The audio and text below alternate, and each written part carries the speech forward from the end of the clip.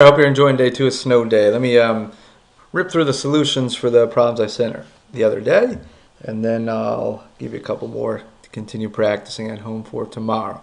So here is substitution, and for the first problem, as I advised, I want my u to be 10x. So as you work through these, you should start to kind of get a better feel for what you want your u to be and why that's helpful. All right, so for now, u is 10x, which means my du dx, if I differentiate both sides, the derivative of u is equal to 10. All right, and then I want to kind of play around with this. One thing I can do is multiply both sides by dx, differential x.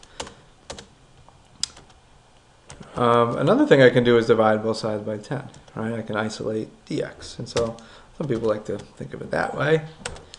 So here's my dx, which is, if u is 10x, then dx is 1/10 du. So now I'm just going to substitute. So go back to my original integrand, and the 10x was my u, so I'm just going to put a u in there. And then my dx is 1/10 du. So the dx I just substitute for 1/10 du. Now I'm going to put the 1/10 out front because it looks nicer. And I'm going to put the du, the differential u, at the end. All right? And so now I can integrate 1/10 sine of u with respect to u, and that's not so bad. I know the 1/10 is a coefficient, it comes along for the ride, so I get 1/10 times the antiderivative sign, which is negative cosine. So I'm going to put the negative sign out front, out front, out front, out front, there we go. And then I have the antiderivative of sine is negative cosine u. So here's my cosine u. And now I'm just going to resubstitute. So since u was 10x, I'm just going to resubstitute that for u. So it's negative 1/10 cosine, not of u, but cosine of 10x. Plus, don't forget that constant of integration. Okay. Number 2 is very similar. I'm going to let my u be 2x. Again, the pattern is similar for both of these. You let u be your inner function. And at the end of the day, what that means is if I solve for du dx, if I differentiate u with respect to x, that's 2. And if I solve for dx, multiply both sides, be dx divided by 2. And dx ends up being half of du. Right? So that's helpful for this problem. And now I'm just going to substitute. So now I just substitute cosine of 2x becomes cosine of u, all right, and then times dx, and the dx turns into half of du. So I'm going to put the du in front, I'm going to put the du at the end, the 1/2 up front, and the antiderivative now of 1/2 cosine u with respect to u is 1/2 sine u, right? So I'm just going to integrate now, 1/2 antiderivative of cosine is sine u, and now I just resubstitute my original u right here. So I get 1/2 sine of, oops, not u but 2x, and then don't forget our constant of integration. Okay. So those are similar. The next one is also similar in that I'm going to let u be my 6x minus 2. So if u is 6x minus 2, what that means is, therefore, my du dx, if I differentiate both sides with respect to x, is 6. And now I'm going to mess around with this. You guys are figuring out the pattern. Multiply both sides by dx, and then I'm going to divide by 6 to isolate dx.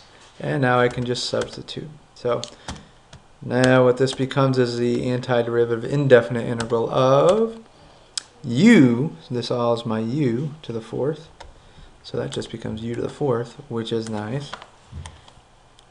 And then times the dx, the differential x, is 1/6 du. So as I have been doing, put the du, the differential of u, up front, and back rather, put the 1/6 up front. Just looks nice that way. All right, so now I can integrate. I'm going to integrate 1/6 u to the 4th, and coefficient 1/6. Power rule says I'm going to bump the power up 1, so it becomes u to the 5th, and I'm going to divide by that. So I'm going to divide by 5, which makes this guy, it's not a 6 but a 30. And now I just resubstitute. So my u originally was 6x minus 2. So that becomes 1/30 times not u, but really 6x minus 2. That's what u is. To the 5th plus my constant of integration plus c. Okay. Next one, very similar. Again, I have an expression raised to some power. Here it was 6x minus 2 to the 4th. Here it's 5x plus 1 to the 1/2. So similarly, I'm going to let u be 5x plus 1, which means the different du dx, the derivative of u with respect to x is 5, which means really, hopefully you're catching on to this by now, dx ends up being 1/5 du when I solve algebraically. All right. So now I just substitute what I can, bada bing, bada boom. The antiderivative of, that becomes not 5x plus 1 to the 1/2, but really u to the 1/2. U being my 5x plus 1, all to the 1/2, square root. And then times the dx, so the dx gets replaced with 1/5 du. So there's a 1/5 up front, and then du, the differential of u at the end. 1/5, and du at the end. Okay, great. Now I can integrate. I got 1/5 coefficient, u to the 1/2 power. So use coefficient power rule. 1/5 comes along for the ride. Bada bing, bada boom. U to the 1/2 by the power rule becomes u to the 3/2. Bump the power up 1. And then we divide by 3/2. Now remember, when you divide by 3/2, you multiply by 2/3. So this becomes 2/15 when I multiply 1/5 by 2/3. 2/15. Okay. And now I'm going to resubstitute my original u, which was 5x plus 1.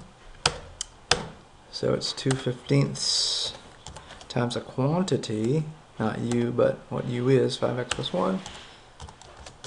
All to the 3/2 plus that good old constant of integration, recognizing there are an infinite number of antiderivatives, all of which vary by a constant.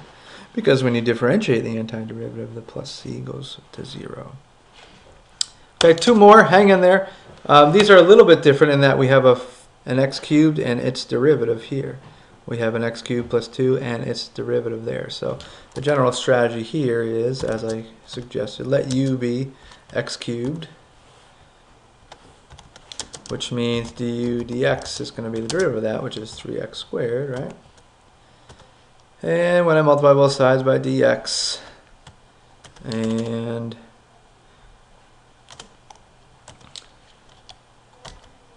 get down, whoa, whoa, hey, ho, ho.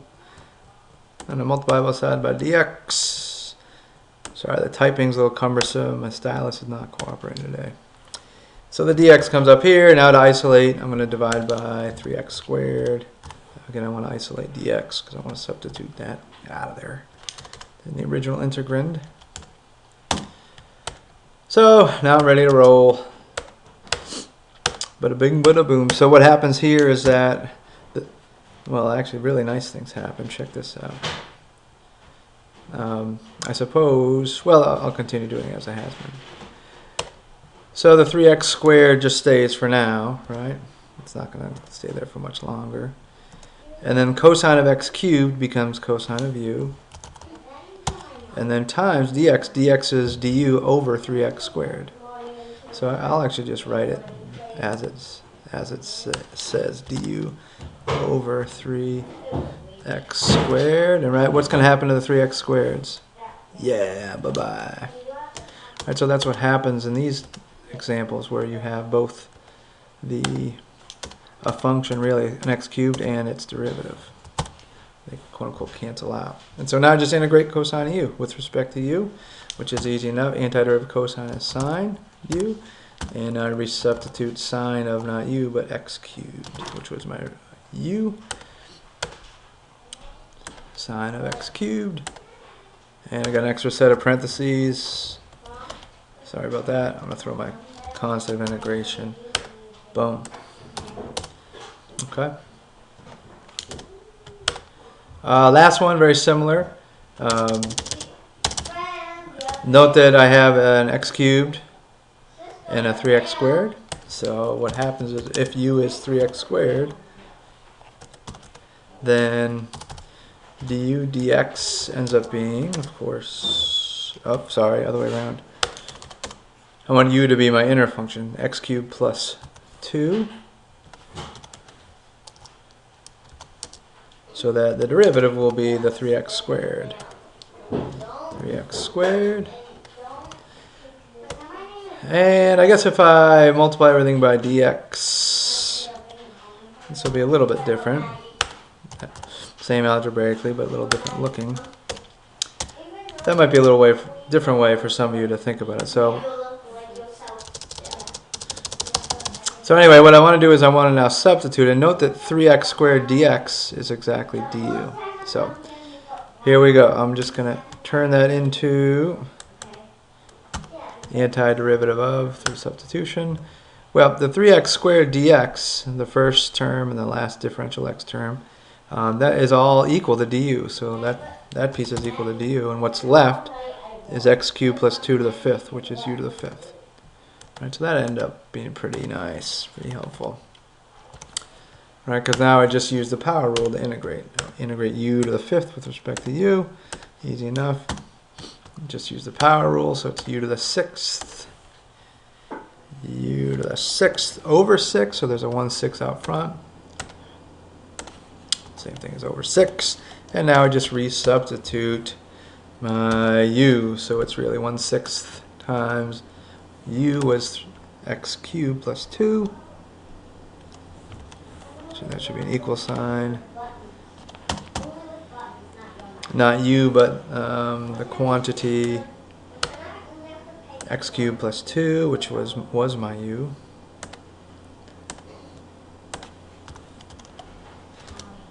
All raised to the 6th. And don't forget that constant of integration. Okay, so those are our solutions here. You can take a little peek, one fell swoop. I'll save the time of checking by differentiating the antiderivative, but those are indeed correct, I reckon. So that said, what I want you to do now is, if you need to pause it now, pause. Otherwise, your assignment for tomorrow is to, on your own now, integrate these 6 problems, right?